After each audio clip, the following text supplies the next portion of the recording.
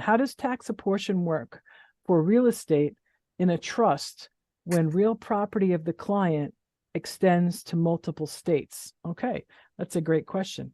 So tax apportionment, when you have tax apportionment, you're generally not specifying the tax. Okay, so it's based upon all the assets. When you do a tax apportionment clause, the tax apportionment clause under a will usually states that the taxes are going to be paid by the residue, meaning that the estate's going to pay it based upon all the assets it has.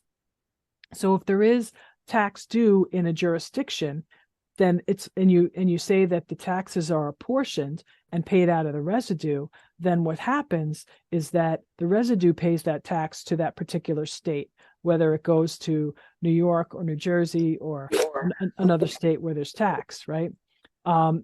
As opposed to when you have taxes that are apportioned and it goes to the beneficiary. So it doesn't really tie to the asset, it ties more to the person. So if you give assets to your kids and you say, I want my Massachusetts Cape Cod vacation home to go to my daughter, then that daughter may have to pay her share of tax because of that property, not necessarily because it went to that state, but it was tied more to the beneficiary. So that would answer that question. Talked about the gifts. We talked about the Roth. Okay, here we go. One more question. What if people, my kids, don't return the crummies? So what happens is, generally speaking, under the trust, you have set forth that there is a period of time for them to, they have the opportunity to specifically say, nope, I don't want to do it. And it's usually, we like to keep it 30 days. You can make it 45, 60, but we usually put 30. If they don't sign it and send it back, you don't have a nice, neat package.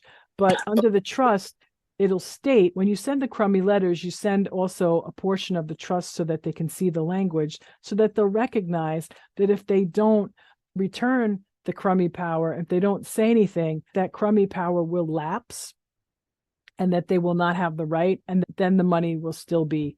The way I described it was if they cooperated and they send the letter and you have a nice clean file and you have letters that are all signed and everybody's on board.